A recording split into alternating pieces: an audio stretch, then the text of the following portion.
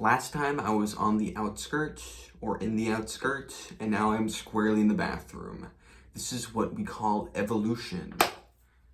Even though I can't turn the light on in here because it makes a very loud bathroom noise, and that's no good. Anyways, today I'm going to be talking about Paper Mario, the first one for Nintendo 64. Now, the first time I played this game, I have it on cart, but I think the game crashed after the first chapter, or at the end of the prologue, and I lost a lot of save data, and I was like, just gonna play the Virtual Console version instead. So I did that. That was 2015. I was surprised to realize that was the last time I actually played Paper Mario for N64, because I've played Thousand Year Door a good handful of times. I've played the newer games. I attempted to play Super Paper Mario again, but that didn't work. Yikes. But the first game, the start of it all, and honestly, I went in thinking, I don't think this game's gonna hold up as well as Thousand Year Door. I don't think it's gonna be like that great, Like, I just from what I remember, the game was very vanilla. It was very how can I say this in a nice way? It's very slight. It's pleasant, It's soft, I guess. That's the way I'd mainly describe the difference between Thousand Year Door and the original game. Paper Mario for N64 is soft. Thousand Year Door is rough or edgy. It's got some zing to it. And the original, I didn't remember what made it so special, but it does have that similar sort of power as Thousand Year Door. It just doesn't use it inherently. It's more like this vague feeling. This is gonna be the weirdest review of a game anyone has ever made, judging based on this first 2 minutes. But the original Paper Mario has this wholesome attitude. It's very pleasant, I'd say. Many of the scenarios are quite simple. There's not a lot of, I'd say most of the characters are very static. There's not like arcs or anything. There's not a lot of danger. Most of the time, it's very cute, villainous scenarios, like I'd say similar to a Dragon Quest game, or it's what I've heard of them, or the chapters are these very fun little situations. Some of them get a little more intense, some of them have a little bit of a dark edge, but they don't really phase you, or at least they didn't for me, until chapter 3, where the game really came together. I'd say in Paper Mario games, either the first two, there's always a moment in a playthrough where I just remember, oh wow, these games are special. And for Thousand Year Door, I'd say that moment is perhaps the second the game starts, because that intro music is incredible. The opening cutscene is so mysterious. But the original game has a bit of a slow beginning. The mechanics are sort of spoon-fed to you one at a time. The idea is sort of like baby's first RPG. And while it goes to more complicated places, it starts out very simple and boring. The prologue is pretty boring. You get your first party member, Goombario. You get the hammer. You understand the very basic... No, you don't understand action commands. They give that to you later. But you sort of understand the basic mechanics that most RPGs share. Experience points, attacking turns, partners. And there's not a lot of variation you can do. You only have a few badges to work with, if more than like 3, maybe at most. And I was just not feeling it. I was very negative. I was in a bad place. I've been working my little tushy off in order to pay rent for this great bathroom. So I just, it just wasn't clicking the way it was supposed to, and I was feeling bad. I was kind of going in the negative direction. I was thinking, yeah, maybe it's not that great. Maybe I was wrong. But then Chapter 3 happened. And Chapter 3 has that Paper Mario cleverness. It has that interesting gameplay. It has that cute puzzle solving. And it has that fun characterization that we all love. Between the little side mission in the Boo Mansion, where you meet Bo and Bootler, and there's all these secrets that you find, including a little hidden shop. Between Tubba Blubba figuring out his secret and defeating him. Between the adorable irony of the fact that he eats ghosts, but they're ghosts, so they're still alive even though he eats them, and the sort of also the irony of the fact that the ghost used to scare Tubba Blubba because he was such a coward, and now it's like a revenge thing. That's so Paper Mario. It's so pleasant and pleasing, and it all fits. It all fits. All of the mechanics, the story, it just makes for a wonderful little experience. And that's when the game I realized that it does still work. At that point, I started getting more badges. The timing for action commands is a lot more strict in this game, or at least it feels that way. That or the Wii U Virtual Console has lag, which I think it does. I looked all over on the options for my TV. I don't think there's a way to really fix that, at least for me, but I was able to get used to it. I was able to really embrace the game mechanics. Something I never was able to do when I was little was the power bounces, which is this mechanic where you have a badge where you can bounce infinitely as long as you don't miss the action command. And when I was little, 2015, how old was I? That was when I first made this YouTube channel, or the other YouTube channel, the original Dedene's Dungeon, Dedotated Wham, Dedene's Dungeon, that one, the one where I scream about Paper Mario for the first time, yeah, that one. I was 12, I think. And I was only able to do 2 power bounces. I looked at my old save data. It was really interesting seeing the kind of build I had. It was kind of cringe, but I remember a few moments from that playthrough specifically. Defeating the master, I think that's what his name is, the Dojo Master. I remember I was really proud of myself for that. I think I defeated the Puffin Puff boss without taking any damage, which, good for me. I did that, I think. I posted about it on Miiverse, but Miiverse is gone. But anyways, power bounces, it's just very satisfying to get better and better at that over time. It felt... Okay? It felt even more so satisfying because I went in and I couldn't do any of the action commands. I sucked. But to be able to do 10 power bounces, that felt like a huge accomplishment. And the game's badge system is its secret sauce. It is what keeps this game, I'm sure, infinitely replayable. Because you have badge points. When you level up, you have the option to either get HP, FP, or BP. HP is hit points, so basically you get to live longer. FP is your special attacks,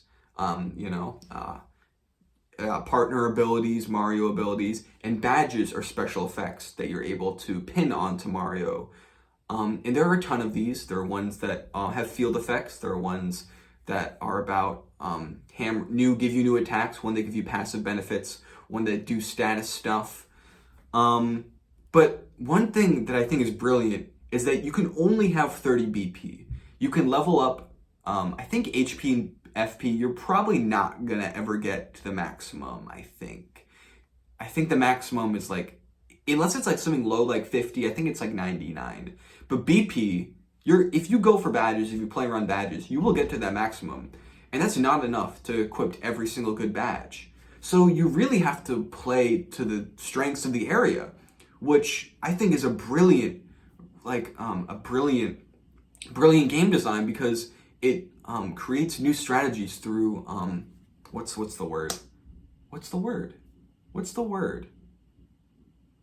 Limiting your options makes it so you come up with more interesting strategies that are suited to different areas, and you really get a feel for the strengths and weaknesses of each badge. I felt like a genius when I was playing the when I was playing the chapter 6 or 7, chapter 7, the ice area, and there's these bad enemies that cling to the top of the ceiling, and I was able to use the Mega Quake or the Gigabit Quake badge, and I was able to kill them all in one hit using only 7 FP. And I was like strategizing, like, okay, I'll get rid of this FP Saver badge because I'll just use because the Power Quake was only 4 FP, BP, and the FP Plus was only 3 FP. So for the 7 that I sacrifice, I'm still able to get more FP, and it's kind of able to balance out, and I'll be able to switch later. And it really felt great because I felt like I came up with that strategy completely on my own. Like, all of those badges I got from other places, it really, I don't know, it was so satisfying. And the partners, a lot of them feel very similar, but when you get the quick change badge, that's when it really starts feeling like a team. You end up like thinking like, you go from having, I don't know, I feel like, of course it makes sense that you could switch a partner would take a turn, like, you know, like it would be too overpowered if it wasn't just like a badge effect. And it really just lets loose the strategic man inside of my brain. It really unleashes the strategist. It really unleashes like the strategies, because you start thinking of it less as, okay, this is my one partner I'm using. A lot of these characters do very similar things. And it opens your mind. You're like, oh, you're actually thinking about all these attacks that all these characters have.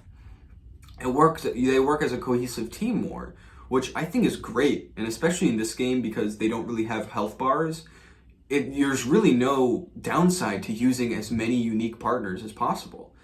In any fight, switching between all of them, it's okay. Like, there's no downside. And I think that's amazing. I think that I'm really happy that in Thousand Year Door they made the partners more fleshed out and made them on the same level as Mario. But in this game, even though at first it felt like a huge slight to the game, eventually I was able to really understand that it actually has its benefits, and it makes this a little bit more of a unique experience. Chapter 6 is fantastic. 7, I keep mixing it up because I don't know why I keep mixing it up. I think in Thousand Year Door, Chapter 6 is the space one. No, Chapter 6 is the frickin' train. Whatever, it's Chapter 7. It's Chapter 7. The ice one. That one is so fun. The little penguin murder mystery at the beginning, it's so simple. It's not even deep. Like, all you do is talk to like 3 people. But it's just fun, you know? It's just adorable. Like, these penguins think you murdered this guy. And of course it's like not like as dark as you think it would be, because it's like, of course he didn't actually die, and it's just a silly little joke. But like, the actual dialogue is just, I don't know, it's so sarcastic and funny. And it kind of says something about these penguins. Like, they'll just turn on you for no reason, but they just assume this guy, like, oh yeah, that guy definitely killed him. Like the author Herringway, which is an adorable name. And these penguins are adorable. And a thing Paper Mario does that has been very missed, to say it slightly, is that they use the whole rogues gallery of Mario. They don't just do enemies from Mario World or the first game or the ones that appeared in Super Mario Bros. Because that didn't exist yet. They use all sorts of enemies. Weird deep cuts from Mario 2. Enemies that barely even had like a personality. Like those lightning, like those like frickin' electric things from Mario World. One of those is one of your partners, the Rex, also in Thousand Year Door. Frickin' Meowser from Mario 2 has like his own species basically. Like, they make their own characters, like Duplagos. Like, they really go all out in terms of, like, expanding the Mario catalog and making it feel like a world. Like, it's really great in that way. But everyone knows that. But the thing is, Paper Mario, the original, doesn't really go too far when it comes to original characters. When you look into them, characters that I thought were, like, from like, completely original were like, they did have origins in other ways. Like, Sushi isn't just a Cheep, they're like a small version of Big Bertha, I think, or I'm pretty sure. The way Watt is like a little Sparky dude. Like, he's not like original, he's like some other enemy. And what else? Yeah, Boo is Bo is obviously a Boo. Like they come from a place, and I think that's cool. Of course, I'm happy that they have more original characters. It did kind of go too far in Super Paper Mario, where it's like this is barely even a Mario game at this point. But like they had a good balance going, and there was a natural progression in Thousand Year Door where they just go all out. Like you barely even see like Yoshi's and shit. Like it's weird enemies everywhere, and I think that's amazing. But yeah, and the enemies that are there that are standard, they are designed very well. Like Podley is like this freaking toad with the weirdest face. I'll never forget him. Um, they have freaking the partners like Bombette has like the ponytail. Cooper, he's got his little handkerchief. It's so adorable. It reminds me of Pokemon Mystery Dungeon. I don't know. Oh, they had the enemies, the way the penguins. Oh my god, the different colors of them, the little hats they have, adorable, adorable. Herringways, like big eyebrows. It's all very memorable. I haven't gotten to this portion of my playthrough right now, but something I remember loving is the Star Heaven area. Of course, the game's music is good. I wouldn't say it's great. There's some tracks that are definitely better, more atmospheric, chilling ones, like the ones in the ice area and the Star Heaven related ones and the Final Battle theme and the Crystal King theme. Those are my favorite tracks. But when you go up to Star Heaven and you like see all the wishes, I remember as a little 12-year-old, that was such a magical moment. It's a great example of the magic of Paper Mario, which this game and Thousand Year Door are just magical, in the same way a storybook would be. Just these simple tales that just everything just fits together perfectly and makes just a wonderful experience that can be passed down forever. I feel like these games should be passed down. They're just so accessible and fun and just inventive while also being, I don't know, they create these amazing worlds where everything is so interconnected and great, and like there's so much little lore and extra details. Like these developers love this world they've made and they flesh it out so well with characters having connections between Paracary and his like letters he sends between all of the people in Toad Town and Koopa Village and all the places, all of the new characters, the way they relate to each other, including Merly, Merlin, all those magic star dudes, the star spirits, how they all have like adorable little designs, how they're part of like a family. It's just all so wholesome and fun. It's beautiful.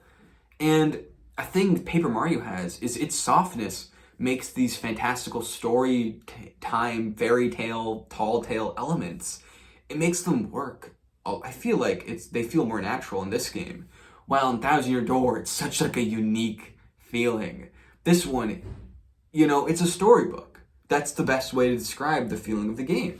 It's a storybook, and it's a pop-up book. That's the paper. I guess that's where the paper idea came from. It's just beautiful.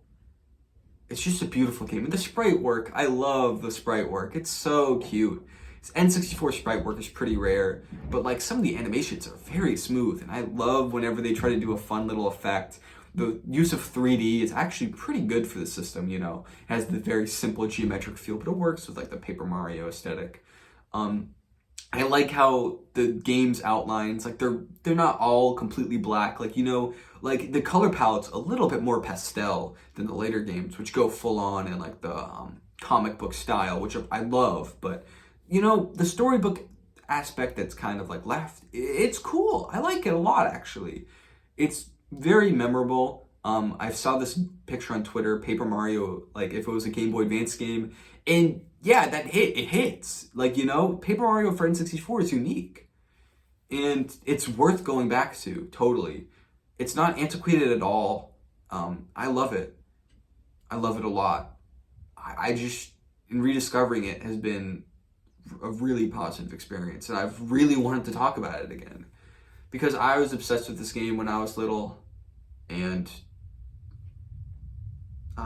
it's not unfounded. It's an amazing game. I love Paper Mario a lot. What else is there to say about it? The cooking system is so fun. I love all the weird stuff you can do in Toad Town, like fighting in the dojo, The slot machines you can do. I love all the weird optional bosses.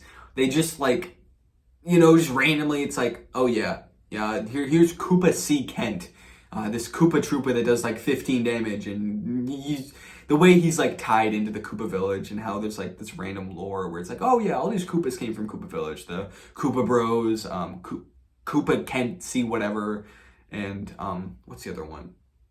There's another one. What's the other one? There's another one. All the important Koopas, they all come from the same place, and it's adorable. The random bloopers you fight. It's just, I don't know. I love Junior Troopa. I like how he's like, every time he appears, there's some games where they repeat boss fights and it's like, oh, this again. But Junior Troopa is actually a different fight every time, either by like a slight mechanic or like something like. He's genuinely like changes every time. Like you have to do a completely different approach, and it just highlights how good the game design is, because you end up using your new partners usually, because he's usually the way to undo his new ability is to make effective use of the new tools you're given, which is genius. And the game does that all the time, where they give you a new partner. Their ability, you kind of understand how it's used, like, okay, that's very situational. But then they throw a bunch of situations where if you do try to attempt to use it, you'll realize, oh, there's actually a lot of things this can do. Like with Watt, I was like, I don't remember a single time where I used his ability. Like, oh, lighting up dark areas, like, okay. But then you see all of these like hidden blocks, and it's like, I didn't even remember that there were that many hidden blocks in this game. Thousand Year Door 2, they're kind of out of the way, like you're not gonna like find them if you're not looking for them, And like now I'm using them all the time, looking for things. And it's just like, that's amazing. I love the way it makes me think about the entire world in a different way. And Star Pieces do that too. The way that when you do the super jump, there are panels that you can flip that have star pieces that are hidden everywhere. The way that makes you go back and rethink everything throughout the game, like all the old areas before star pieces were even a thing. And the way the star pieces feed into the badge system is amazing. And the combat is so fun. Oh my god. I'm just thinking about the, not curses, I guess it's cursed, like a curse, but it's like a good thing, where you're able to, for 50 coins, you're able to get a spell where randomly great effects will happen. And there's so many awesome effects, and I love the way they appear at just the best times. I think it's random, but like, I got the double XP bonus on this, like, that sounds so nerdy, but like I got the double star point bonus while fighting the Crazy Daisies, which are these very tough enemies that appear rarely, and it felt so good. And then the freaking boss, I also got it, and it was just like, man, I'm the man. Like, I didn't even do anything, it's just a fun effect. But I love how they reward you for interacting with the game systems. It feels so rewarding. And as many people have pointed out, that's what's wrong with the new games, because the systems aren't rewarding, Like, you don't get more out of them by putting more work into them. In fact, you might get less, at least in Color Splash and Sticker Star. It feels like the more you interact with the systems, the less resources you have, and the less likely you are to be able to solve the BS puzzles. But in the original games, you always get rewarded for loving the world. The game feels like it's inviting you in, and you just want to explore every single nook and cranny of it. And even if there's all this level design that's maybe not the greatest, like, the game has very basic level design at points, and it makes you backtrack a lot. And a lot of the side quests are very trolly, that's a word, and not a gummy worm. Actually, that's an important aspect. Paper Mario is a troll, an internet troll of the series. In the first game, there are like slight moments of this. Like, you do a favor for the old Koopa dude and he gives you 1 coin. Or you give money to this guy to give you cool stuff and he gives you these great items. And he keeps asking for more and more money until he starts giving you dried shrooms. But it's like, oh, no, he's going to give you a good thing eventually. And he actually gives you a star piece after you buy 3 dried shrooms. And it's like that sort of sunk cost fallacy. Like, that's very clever. But it's also super troll-ish, The way that, like, after you deliver a letter sometimes, they just give you another letter to deliver and you don't even get a prize. Here, it's still a bit cumbersome. There are things in this game that they want you to interact with, but they don't feel completely accommodated for. Like the recipes, the way they don't actually track which recipes you've caught or done. Like the way you have to just remember and write it down is super stupid. I hate that. But like, it's the same in Thousand Year Door. There's a lot of busy work if you're looking for it. And it's hard to justify that without in finding the dialogue. As if the dialogue wasn't as interesting as it is, this gameplay would be extremely boring in some parts of it, the side quests specifically. But thankfully the dialogue is good, and when it trolls you, it is funny. Thousand Year Door goes a little bit too far, especially with the side content. I've 100% completed that game, and that is because I adore Thousand Year Door a lot. It is one of my favorite games of all time. Normal people should not do that. It is less fun, especially the recipes. Those, doing all of those, not cool. Tattlelog, maybe. There's no Tattlelog in the first game, so I don't really tattle anything. I did when the first time I played it, but that's another thing. There's dialogue for every single character in every area in the game describing it. And sometimes it gives you more new details and fills in that lore. And it's like, oh my god, this world is amazing. Paper Mario is amazing. Oh my god. And it's okay if it's a troll. And then Super Paper Mario, holy shit, they went way too far in that one. With the trolling, like, oh my god. It's not, like, it gets to the point where it's like, why am I even playing this? Where it's like the trolling is baked into the normal puzzles. Like, they'll fucking, like, be, like, a chapter 5. This is the most infamous, one of the most infamous things, where it's like, they give you this insanely long combination of 30 different things to, like, I think it's, I don't know how to explain it. They give you this, obnoxiously long combination, of variables you have to put into these blocks. Like, you have to hit them in the right order, and you have to do it 30 times, and it's like they get their kicks out of this, and like the way you have to write out please like 5 times, like it's bullshit. It's so stupid. I find a little bit of worth of that, and sort of like the audacity of this game just being like, really, you're gonna give me this like this 5 out of 10 platformer with like vague RPG elements, and you're gonna make me do like bullshit puzzles? I mean, I guess that was the beginning of Paper Mario's great puzzles where they just ask you to do the stupidest things in the world. But yeah, they went too far. And you see the seeds of that, you see the seeds of those things being planted. Like, it is fun when they troll you. It's fine. Thousand Year Door, it's fine. And then in Super Paper Mario, it's like, what is even happening? Like, there's a lot to be said about this series, and I'm trying really hard not to just talk about Thousand Year Door because I like that game a lot. Of course, it's one of my favorite games of all time, like probably like top 5.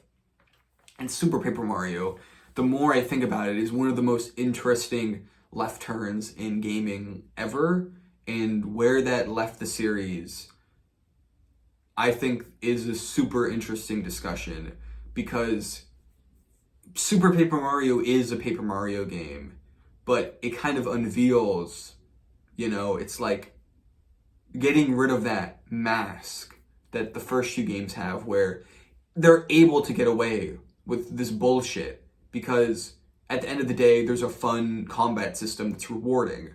But without that, it kind of makes the game feel shallow.